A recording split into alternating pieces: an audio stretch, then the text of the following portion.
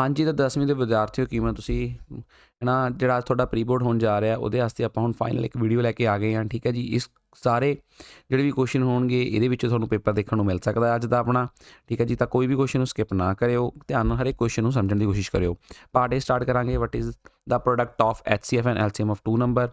The product of LCM ਤੇ HCF ਕੀ ਹੁੰਦਾ? ਇਹ ਹੁੰਦਾ product of 2 number, multiplication of 2 number ਵੀ ਇਹਨੂੰ ਕਹਿ ਸਕਦੇ ਹਾਂ। Which of the following is rational ਪੁੱਛ ਰਿਹਾ ਕਿਹੜਾ? ਦੇਖੋ 9 ਦਾ ਰੂਟ ਕਿੰਨਾ ਹੁੰਦਾ? 3 ਹੁੰਦਾ, ਤਾਂ ਹੀ ਸਾਡੇ ਕੋਲ ਕੀ ਹੈ ਇੱਕ ਰੈਸ਼ਨਲ ਨੰਬਰ ਬਣ ਜਾਂਦਾ ਹੈ। ਅਗਲਾ ਕੁਐਸਚਨ ਹੈ if alpha and beta are zeros of polynomial this then alpha into beta, ਯਾਨੀ ਪ੍ਰੋਡਕਟ ਆਫ ਜ਼ੀਰੋ ਦੀ ਗੱਲ ਕਰਦਾ। ਪ੍ਰੋਡਕਟ ਆਫ ਜ਼ੀਰੋ ਸਾਡੇ ਕੋਲ C ਇੰਟੂ A ਹੁੰਦਾ। ਠੀਕ ਹੈ ਜੀ, ਚਲੋ अगला क्वेश्चन देखो, the maximum number of zeros of polynomial AX square plus BX plus C। Maximum number of zero की गल इत्थे कीती जा रही है, तो जो क्वाड्रेटिक इक्वेशन हो दो घाती समीकरण वो मैक्सिमम जीरो कितनियां होंदियां हन? 2 होंदियां हन। From the given graph the solution of pair of linear equation x minus 2 equal to 0 3x minus 4 ਇਹਦਾ ਕੀ ਹੋਊਗਾ? ਦੇਖੋ ਇੱਕ ਵਾਰ ਗ੍ਰਾਫ ਤੁਹਾਨੂੰ ਮੈਂ ਜ਼ੂਮ ਕਰਕੇ ਦਿਖਾ ਦਿੰਦਾ, ਤੁਹਾਨੂੰ ਇੱਥੇ ਗ੍ਰਾਫ ਦਿਖਦਾ ਹੋਊਗਾ। ਜਿਸ ਪੁਆਇੰਟ ਤੇ ਚੀਜ਼ਾਂ ਇੰਟਰਸੈਕਟ ਕਰ ਰਹੀਆਂ ਹੁੰਦੀਆਂ ਨੇ ਉਹੀ ਕੀ ਹੁੰਦਾ? ਦਾ ਸੋਲੂਸ਼ਨ ਹੁੰਦਾ, ਯਾਨੀ 4,2 ਕਿਊ ਪੁਆਇੰਟ ਹੀ ਕੀ ਹੋ ਜਾਊਗਾ? ਇਸ ਇਕੁਏਸ਼ਨ ਦਾ ਸਹੀ ਸੋਲੂਸ਼ਨ ਹੋਊਗਾ। ਠੀਕ ਹੈ, ਅਦਰਵਾਈਜ਼ ਤੁਸੀਂ ਇਹਨੂੰ ਸੋਲਵ ਕਰਕੇ ਵੀ ਆਪਣਾ ਦੇਖ ਸਕਦੇ ਹੋ। ਅਗਲਾ ਕੁਐਸਚਨ ਹੈ ਤੁਹਾਡੇ ਕੋਲ the quadratic equation 2x² minus 5x plus 1 equal to 0 has dash roots. ਤਾਂ ਦੇਖੋ ਇੱਥੇ ਆਪਾਂ ਡਿਸਕ੍ਰਿਮੀਨੈਂਟ ਦਾ ਫਾਰਮੂਲਾ ਲਾਵਾਂਗੇ, ਕੀ ਹੁੰਦਾ? b² ਮਾਈਨਸ 4a ਤੇ b ਕਿੰਨਾ ਸਾਡੇ ਕੋਲ? ਮਾਈਨਸ ਰੂਟ 5 ਦਾ ਸਕੁਅਰ ਹੈਗਾ। ਠੀਕ ਆ, ਮਾਈਨਸ 4 A ਦੀ ਵੈਲਿਊ ਕਿੰਨੀ ਹੈਗੀ ਆ? 2 ਤੇ C ਦੀ ਵੈਲਿਊ ਹੈਗੀ ਆ 1। ਇੱਥੇ ਆ ਜਾਏਗਾ ਸਾਡੇ ਕੋਲ 5 ਮਾਈਨਸ 8 ਹੈ ਨਾ। ਇੱਥੇ ਆਨਸਰ ਕਿੰਨਾ ਆ ਗਿਆ? -3। ਜਦੋਂ ਵੀ ਨੈਗੇਟਿਵ ਦੇ ਵਿੱਚ ਵੈਲਿਊ ਆ ਜਾਏ ਤਾਂ ਉਹ ਕੀ ਹੁੰਦੇ ਨੇ? ਨੋ ਰੀਅਲ ਰੂਟ, ਕੋਈ ਵੀ ਰੀਅਲ ਰੂਟ ਉਹਦੇ ਵਿੱਚ ਨਹੀਂ ਹੁੰਦਾ। ਠੀਕ ਹੈ ਜੀ, ਅਗਲਾ ਕੁਐਸਚਨ ਦੇਖੋ ਫਿਰ ਫਟਾਫਟ। ਅਗਲਾ ਕੁਐਸਚਨ ਹੈ what is the common difference of AP। Common difference ਦਾ ਸਾਨੂੰ ਸੂਤਰ ਪਤਾ ਹੈ, ਸਾਂਝੇ ਡਿਫਰੈਂਸ ਦਾ A2 ਮਾਈਨਸ A1 ਹੁੰਦਾ, ਯਾਨੀ 1 ਮਾਈਨਸ 3 ਆ ਜੂ, ਯਾਨੀ ਮਾਈਨਸ ਦਾ 2 ਇਹਦਾ ਕੀ ਹੋ ਜੂ? ਸਹੀ ਆਪਸ਼ਨ ਹੋ ਜੂ। What is the coordinate of a point present on both the axis. ਜਿਹੜਾ ਬੋਥ ਐਕਸਿਸ ਤੇ ਪ੍ਰੈਜ਼ੈਂਟ ਹੋਵੇ ਉਹਦੇ ਕੋਆਰਡੀਨੇਟ ਕੀ ਹੁੰਦੇ ਨੇ? ਉਹ ਓਰੀਜਨ ਹੀ ਹੁੰਦਾ ਜਿਹੜਾ ਬੋਥ ਐਕਸਿਸ ਤੇ ਸਾਡਾ ਕੀ ਹੁੰਦਾ? ਪ੍ਰੈਜ਼ੈਂਟ ਹੁੰਦਾ। ਠੀਕ ਹੈ ਜੀ, ਉੱਦਾਂ ਵੀ ਕੁਐਸਚਨ ਆ ਜਾਂਦਾ ਕਿਹੜਾ ਪੁਆਇੰਟ ਜਿਹੜਾ ਬੋਥ ਐਕਸਿਸ ਤੇ ਪ੍ਰੈਜ਼ੈਂਟ ਹੁੰਦਾ? ਓਰੀਜਨ ਹੁੰਦਾ। ਅਗਲਾ sine equal to sine A is true only for, ਇਹਦਾ ਆਨਸਰ 0 ਡਿਗਰੀ ਆ ਜਾਏਗਾ। What is the value of cos A in the given triangle. ਦੇਖੋ cos ਜਿਹੜਾ ਸਾਡਾ ਰੇਸ਼ੀਓ ਹੁੰਦਾ cos A, ਇਹ ਰੇਸ਼ੀਓ ਹੁੰਦਾ B/H ਦਾ, ਤਾਂ ਐਂਗਲ A ਤੇ ਹੈ, ਐਂਗਲ ਦੇ ਸਾਹਮਣੇ ਵਾਲੀ ਚੀਜ਼ ਪਰਪੈਂਡੀਕੂਲਰ ਹੁੰਦੀ ਹੈ, ਨੀਚੇ ਵਾਲੀ ਬੇਸ ਹੁੰਦੀ ਹੈ ਤੇ ਹਾਈਪੋਟੇਨਸ ਹੁੰਦੀ ਹੈ, ਤਾਂ 3/5 ਇਹਦਾ ਕੀ ਹੋ ਜਾਊਗਾ? ਕਰੈਕਟ ਆਪਸ਼ਨ ਹੋ ਜਾਊਗਾ। ਉਸ ਤੋਂ ਬਾਅਦ ਦ ਸ਼ੇਪ ਆਫ ਗਿੱਲੀ in gilli danda game is the combination of 2 cylinder cone cylinder. ਦੇਖੋ ਦਿਖਿਆ ਹੋਇਆ ਇੱਕ ਕੀ ਹੈ? ਸਿਲੰਡਰ, ਤੇ 2 ਕੀ ਲੱਗੇ ਹੋਏ ਨੇ? ਕੋਨ ਨੇ, ਯਾਨੀ 2 ਸਿਲੰਡਰ ਤੇ ਕੋਨ, ਇਹਦਾ ਕੀ ਹੋ ਜਾਊਗਾ? ਕਰੈਕਟ ਆਨਸਰ ਹੋ ਜਾਊਗਾ। ਠੀਕ ਹੈ ਜੀ, ਦੇਖ ਹੀ ਰਿਹਾ ਹੋਊਗਾ ਤੁਹਾਨੂੰ ਹੁਣ। ਚਲੋ ਨੈਕਸਟ ਹੈ if distance between parallel tangent of a circle is equal to 12 what will be the radius. ਦੇਖੋ ਐ ਕੁਐਸਚਨ ਸਮਝਾਉਣਾ ਤੁਹਾਨੂੰ, ਇਹ ਦਿੱਤਾ ਹੋਇਆ ਮੰਨ ਲਓ ਆ ਪੈਰਲਲ ਟੇਂਜੈਂਟ ਨੇ। ਠੀਕ ਹੈ, ਇਹਨਾਂ ਦੇ ਵਿੱਚ ਦਾ ਜਿਹੜਾ ਡਿਸਟੈਂਸ ਦਿੱਤਾ ਹੋਇਆ 12 ਹੈ, ਤਾਂ ਜਿਹੜਾ ਡਿਸਟੈਂਸ ਇਹਨਾਂ ਦੇ ਵਿੱਚ ਦਾ ਉਹ ਡਾਇਮੀਟਰ ਵੀ ਹੋਏਗਾ, ਤਾਂ ਰੇਡੀਅਸ ਕੀ ਹੋਏਗਾ? ਉਹਦਾ ਅੱਧਾ ਹੋ ਜਾਏਗਾ, ਤਾਂ 6 ਸੈਂਟੀਮੀਟਰ ਕੀ ਹੋ ਜਾਏਗਾ? ਇਹਦਾ ਕਰੈਕਟ ਆਨਸਰ ਹੋ ਜਾਏਗਾ।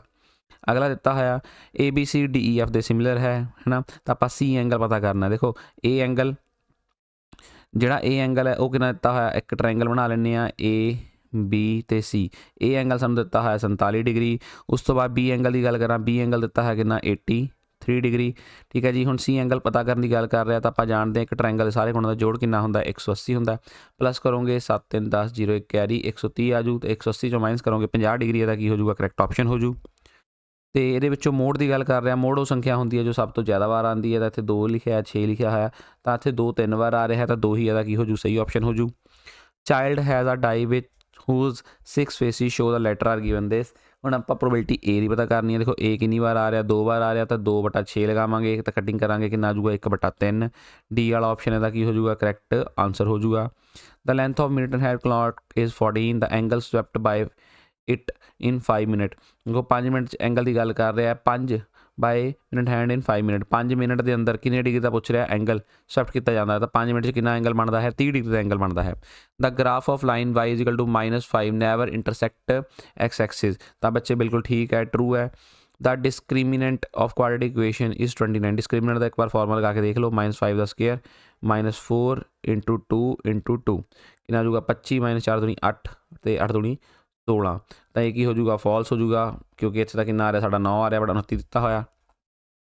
2,2 ਇਜ਼ ਇਨ AP। ਦੇਖੋ ਅੰਤਰ ਕਿੰਨਾ ਦਾ 0 0 0 ਦਾ ਅੰਤਰ ਹੈ, ਤਾਂ ਅੰਤਰ ਤਾਂ ਬਰਾਬਰ ਹੀ ਹੈ, ਚਾਹੇ ਉਹ 0 ਦਾ ਹੋਵੇ। ਤਾਂ AP ਦੇ ਵਿੱਚ ਹੈ, ਤਾਂ ਇਹਦਾ ਆਂਸਰ ਕੀ ਹੋ ਜਾਊਗਾ, ਟਰੂ ਹੋ ਜਾਊਗਾ। ਠੀਕ ਹੈ ਜੀ। ਅਗਲਾ ਦਾ value of tan is always less than 1, ਇਹ ਤਾਂ ਫਾਲਸ ਹੈ, ਗਲਤ ਹੋ ਜਾਊਗਾ answer. The total surface area of hemisphere ਦਾ ਟੋਟਲ ਸਰਫੇਸ ਏਰੀਆ ਦੀ ਗੱਲ ਕਰਦਾ ਹੈ। ਹੈਮੀਸਫੇਅਰ ਦਾ ਟੋਟਲ ਸਰਫੇਸ ਏਰੀਆ ਸਾਡੇ ਕੋਲ 3πr ਸਕੁਅਰ ਹੁੰਦਾ, ਇਹ ਵੀ ਕੀ ਹੋ ਜਾਊਗਾ, ਫਾਲਸ ਹੋ ਜਾਊਗਾ ਸਾਡੇ ਕੋਲ। The probability of getting an odd number in thrown of a die, ये भी की हो जाएगा, फॉल्स हो जाएगा कि ऑड नंबर की प्रोबेबिलिटी 1/3 होती है। Only 1 and 1 tangent can be drawn from a point on the circle, ये बिल्कुल ठीक है, सर्कल के उत्ते एक पॉइंट तो एको ही टेंजेंट खिंची जा सकती है। If the pair of equation is consistent, pair of equation की होन कंसिस्टेंट होन, then lines are, the line की होणगियां तो बच्चे अगर कंसिस्टेंट द लाइन की होणगियां इंटरसैक्टिंग और कोइंसीडेंट। ठीक है, दोनों ऑप्शन लिख के आने। ऑल सर्कल आर, सारे सर्कल की होंगे, सारे सर्कल सिमिलर होंगे हैं। The distance of point 2,3 from x axis, जो भी एक्स एक्सिस तो किसी डिस्टेंस की गल करता है तो आंसर हमेशा वह वाई वाला कोऑर्डिनेट लिखना होंगे। अब वर्ड नाल डिस्टेंस लिखा होना चाहिए, एक्स एक्सिस तो पूछ रहा तो आंसर किहड़ा हो जाएगा, वाई वाला कोऑर्डिनेट होंगे। Length of arc angle P, length of arc का फॉर्मूला पूछ रहा P एंगल, तो P/360 इंटू के कितना आ जाऊगा 2π कैपिटल R। इतने नोटेशन वही यूज़ करनी, जो कैपिटल आर तो कैपिटल आर लगाना, जो छोटा लगाओगे तो नंबर कट्टे जाएंगे। If the radius of sphere become 3 times, radius of sphere कितना 3 टाइम द वॉल्यूम, तो की फर्क पऊगा। देखो ਹੁਣ वॉल्यूम ऑफ क्यूब का फॉर्मूला होंगे साढ़े को 4/3πr का क्यूब, तो देखो r का क्यूब करोगे 3 का क्यूब करोगे कितना टाइम आ जाएगा, 27 टाइम्स आ जाएगा। समझ रहे हो कि मैं देखो 4/3πr का क्यूब ही साढ़े को रेडियस होंगे, तो रेडियस में आप देखो 3 टाइम्स करता, यानी 3 का जस्ट क्यूब करो, 3 का क्यूब 27 होंगे, तो 7 टाइम्स वॉल्यूम बच जाएगा। Dash is the measure of central tendency which give the middle most observation, तो वह कि होंगी है, मीडियन होंगी है, जी सानू मिडल मोस्ट वैल्यू बारे दसदी है। The sum of probability of all the elementary event of experiment, तो सम ऑफ प्रोबेबिलिटी की गल कर रहे हैं, इसका आंसर कितना हो जाएगा, 1 हो जाएगा। क्लीयर हो गया। उस तो बाद आता साढ़े कोल बी पार्ट स्टार्ट होंगे, जिहदे साढ़े कोल 4 क्वेश्चन जोड़े रहन आएंगे, 2 मार्क्स के ये 4 क्वेश्चन होंगे। इन्हू फटाफट कर लो। HCF ऑफ 12, HCF फाइंड करना बच्चे की 12 15 ते 21 का, 12 15 ते 21 का। देखो दो दे टेबल से तुम तोड़ लोगे, 6 आ जाएगा, 2 3 ते आ जाएगा, यानी 12 की लिख लोगे 2 का स्केयर इंटू दे 3, 15 कितना आ जाएगा 3 इंटू 5, यानी 15 लिख लोगे 3 इंटू 5। सिमिलरली 21 भी की लिख लोगे 3 इंटू 7। मैं सानू की फाइंड करने कहा गया सीगा, सिंपल जस्ट HCF पूछा, एलसीएम का पूछा नहीं। HCF होंगे कॉमन नंबर, देखो 3 3 3 सब के कॉमन है, तो जस्ट आंसर कितना आ गया साढ़े को, HCF 3 आ गया। Find the zeros of quadratic equation देती हुई है 6x² - 3 - 7x। पहला इस क्वाड्रेटिक इक्वेशन तुम अरेंज करोगे 6x² - 7x - 3 की फॉर्म के, हूँ ये फैक्टर तोड़ोगे। देखो 6 3 का कितना होंगे, मल्टीप्लाई कराए तो 18 होंगे, यानी विच वाले नंबर में 2 नंबर तोड़ के लिखोगे 9 - 2 7, तो 9 2 कितना होंगे 18 होंगे। ठीक है जी। उस तो बाद जस्ट ये हूँ कॉमन करना है, ब्रैकेट ओपन करोगे, पहला साइन इतने चेंज कर लियो, हूँ कॉमन करो। देखो दोनों 3 दे टेबल से आते हैं, यानी 3 तो x की आ जाऊगा कॉमन आ जाऊगा, इतने बचूगा कि 2 तो x, इतने बचूगा 3। हूँ इन्होंने दोनों चो कोई चीज़ कॉमन नहीं आती, तो 1 कॉमन लिखांगे, बचूगा कि 2x - 3, तो 2x - 3 साडा कॉमन आ जाएगा, तो अंदर की बचेगा 3x + 1। ठीक है जी। उस तो बाद 0 से इक्वेट करोगे इन्हों, जो 0 से इक्वल रखोगे, इतों x की वैल्यू आ जाएगी 3/2, तो इतों x की वैल्यू कितनी आ जाएगी -1/3। तो यही साडा रिक्वायर्ड आंसर है। वेरीफाई करने तो कहा ही नहीं गया सीगा। ठीक है। अगला, a car has 2 wiper which do not overlap, each wiper has wavelength this and angle 115, total area cleaned. ठीक है जी। एक सेकेंड, हूँ कार के कहता किन्ने वाइपर ने, 2 वाइपर ने। ठीक है, इतने लिख रहे हो number of wipers, number of wiper किन्ने हैं 2। एरिया पूछा है, एरिया टू बी क्लीनड। हूँ एरिया टू बी क्लीनड की हो जाएगा, देखो θ/360, एरिया ऑफ सेक्टर का फॉर्मूला लगेगा πr का स्केयर। बस इतने किन्ने वाइपर ने, 2 वाइपर ने, तो ला दो। θ की वैल्यू कितनी सी 115/360, पाई की वैल्यू 22/7, तो सानू जो रेडियस दिता सीगा, रेडियस यानी वाइपर की लेंथ वो कितनी गिवन सी 25 सेंटीमीटर, तो इतने 25 पाओ। ठीक है। हूँ कटिंग करोगे 5 के टेबल से कटिंग करोगे कितना आ जाएगा 23, 5 के टेबल से कटिंग करोगे आ जाएगा 72। ठीक है। 2 के टेबल से कटिंग करोगे आ जाएगा 36। ठीक है जी। 2 के टेबल से कटिंग करोगे 18, तो ये आ जाएगा कितना 11। तो होर फर्दर यदि कटिंग नहीं हो रही है, मल्टीप्लाई कराओगे 50 5 कैरी 126 आ जाऊगा थले ऊपर। हूँ आ ऊपर आ जाऊगा 23 × 11 × 25। इस चीज़ में जस्ट कैलकुलेट कर लो, डिवाइड करने की लोड़ नहीं है, यही थोड़ा फाइनल आंसर रहने वाला। ठीक।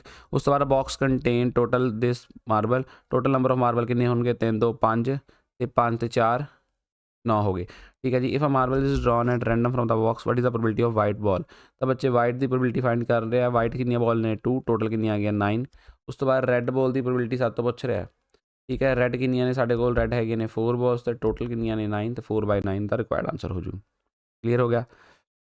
ਉਸ ਤੋਂ ਬਾਅਦ ਅਗਲਾ ਕੁਐਸਚਨ ਹੈ ਡਿਸਕ੍ਰਿਮੀਨੈਂਟ ਦੇ ਉੱਤੇ ਸਕੁਅਰ -4ac ਤਾਂ ਇਕੁਏਸ਼ਨ ਦਿੱਤੀ ਹੋਈ ਸਾਡੇ ਕੋਲ ਕਿੰਨੀ 3x² -2x 3x² -2x + 1/3 value ਪੁੱਟ ਕਰੋ d = b ਕਿੰਨਾ -2 ਦਾ ਸਕੁਅਰ -4 a ਦੀ ਵੈਲਿਊ ਕਿੰਨੀ 3 ਤੇ c ਦੀ ਵੈਲਿਊ ਕਿੰਨੀ ਹੈ 3 ਇੱਥੋਂ ਕਟਿੰਗ ਕਰੋਗੇ 2 ਦਾ ਸਕੁਅਰ ਕਿੰਨਾ ਆ ਜਾਊਗਾ 4 4 -4 ਕਿੰਨਾ 0 ਹੁਣ ਅਗਰ ਇਹਦੀ ਨੇਚਰ ਦੀ ਗੱਲ ਕਰਾਂ ਅਗਰ ਡਿਸਕ੍ਰਿਮੀਨੈਂਟ 0 ਹੁੰਦਾ ਤਾਂ ਨੇਚਰ ਤੁਸੀਂ ਕੀ ਲਿਖੋਗੇ 2 ਰੀਅਲ ਐਂਡ ਇਕੁਅਲ ਰੂਟਸ ਠੀਕ ਹੈ ਜੀ। ਹੁਣ ਫਰਦਰ ਅਗਰ ਰੂਟ ਫਾਈਂਡ ਕਰਨ ਨੂੰ ਕਹਿ ਰਿਹਾ ਤਾਂ ਤੁਸੀਂ ਆਹ ਫਾਰਮੂਲਾ ਲਗਾ ਕੇ रूट्स भी कैलकुलेट कर सकते हो ठीक है जी। ये डिपेंड करता क्वेश्चन ने कहा कि नहीं एक सेकंड चेक कर लिए हाँ find them if they are real तो बच्चे अपने आप फॉर्मूला इस चीज़ को लगाना तो कैलकुलेट कर लियो। Find the sum of odd number between 1 to 50 ठीक है जी। एक तो लैके 50 तक ऑड नंबर का सम करना जिमें 1 हो गया 3 हो गया ठीक है जी। उस तो बाद कितना हो गया 5 dot dot dot dot dot dot last number कितना हो गया 49 हो गया। हुण देखो एक 0 तो लैके 50 ਦੇ ਵਿੱਚ 25 नंबर ही साढ़े कोल की होणगे ऑड होणगे तो n कितना आ जाएगा 25 ए कितना आ गया 1 आ गया तो कॉमन डिफरेंस फाइंड करोगे 3 - 1 कितना आ जाऊगा 2 ठीक होगी गल। तो उस तो बाद एस का फॉर्मूला लगाना S25 = फॉर्मूला की होंगे n/2 2a + n - 1 * d होंगे n कितना आ गया 25/2 2 a की वैल्यू कितनी आ गई 1 + n की वैल्यू कितनी आ गई 25 - 1 d की वैल्यू कितनी आ गई 2 ठीक है जी। इनू सॉल्व कर दो बच्चे कितना आ जाएगा 25/2 तो 2 1 का कितना आ जाऊगा 2 तो आ जाऊगा 24 2 * 40 8 इतों कैलकुलेट करोगे कुछ आ जाएगा 25/2 तो कितना आ जाएगा 50 ना कटिंग कराओगे कितना आ जाएगा 25 25 × 25 साढ़ा कितना हो जाता है 625 जोड़ा कि साढ़े क्वेश्चन का की रहने वाला रिक्वायर्ड आंसर रहने वाला है। क्लीयर होगी ठीक है जी। उस तो बाद फरदर आ क्वेश्चन है क्वेश्चन नंबर 10वां जिसे आप वर्टिकल स्टैंड किया होया फाइंड की करनी है find the height and tower आप BC फाइंड करनी है तो AC फाइंड करनी है जस्ट दोनों ट्रायंगल के अंदर टैन तुम यूज़ कर दो तो ये थोड़ा आंसर आ जाएगा ठीक है। नेक्स्ट है मेडिसिन कैप्सूल बेस्ड है क्वेश्चन दिस सेकंड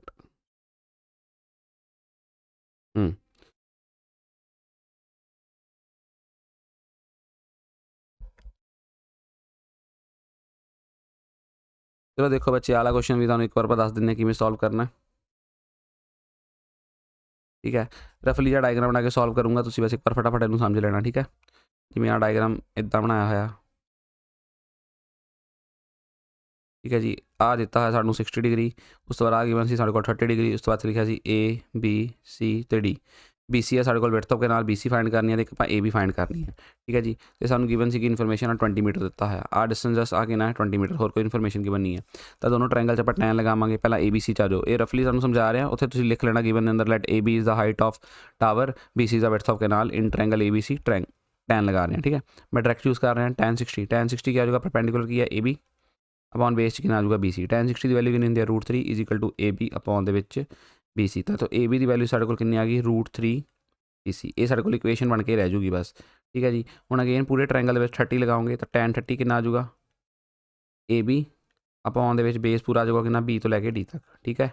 उस बाद tan 30 की वैल्यू लिखोगे कितनी आ जाएगी 1/√3 AB की जगह वैल्यू पुट कर दोगे कितनी √3 BC आ देखो AB की वैल्यू कितनी है √3 BC इतने पुट करती तो BD तोड़ के लिखोगे कितना BC + 20 BC + 20 हमने तो क्रॉस मल्टीप्लिकेशन करोगे कि आ जाऊगा BC + 20 = 3 BC हम इतों 20 = 3 BC - BC तो 20 = कितना आ जाऊगा 2 BC 2 में कटिंग करोगे BC कितना आ गया 10 BC = 10 यानी विड्थ ऑफ कैनाल जी आ जाएगी 10 मीटर आ जाऊगी। हम जो आप गल करनी है AB की AB कितना √3 BC BC सी ना BC की वैल्यू पाती कितनी 10 हाइट ऑफ टावर कितनी आ जाएगी 10 √3 मीटर यही साडा इस क्वेश्चन का रिक्वायर्ड आंसर रहने वाला सीगा ठीक है। ईजी सी क्वेश्चन कोई दिक्कत वाली गल नहीं तुसीं प्रैक्टिस अपनी कर ही ली होगी।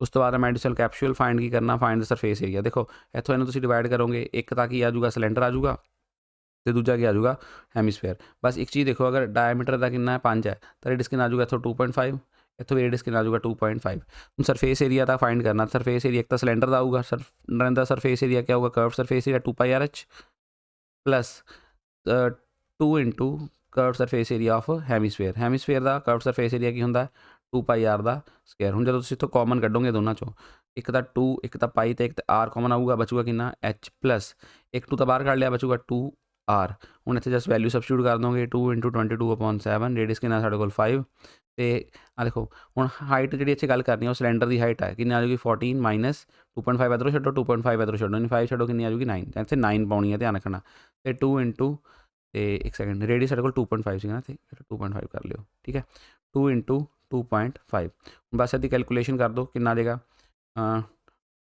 44/7 इंटू 25/10 ਮਲਟੀਪਲਾਈ ਕਰਾਂਗੇ ਇੱਥੇ ਕਿੰਨਾ ਆ ਜਾਊਗਾ 9 ਇਹ ਆ ਜਾਊਗਾ 9 प्लस 2.5 2 5 ਹੋ ਜਾਊਗਾ ਇੱਥੇ ਆ ਜਾਊਗਾ 14 ਤੁਹਾਡਾ 7 ਟੇਬਲ 'ਤੇ 14 ਕੱਟੋਗੇ ਕਿੰਨੇ 'ਤੇ 2 'ਤੇ 2 ਦੇ ਟੇਬਲ 'ਤੇ 10 ਕੱਟੋਗੇ 5 'ਤੇ 5 ਦੇ ਟੇਬਲ 'ਤੇ ਕੱਟੋਗੇ 5 'ਤੇ ਮਲਟੀਪਲਾਈ ਕਰਾਂਗੇ 220 mm ਸਕੁਏਅਰ ਰਿਕੁਆਇਰਡ ਆਂਸਰ ਹੋਣ ਵਾਲਾ ਠੀਕ ਹੈ।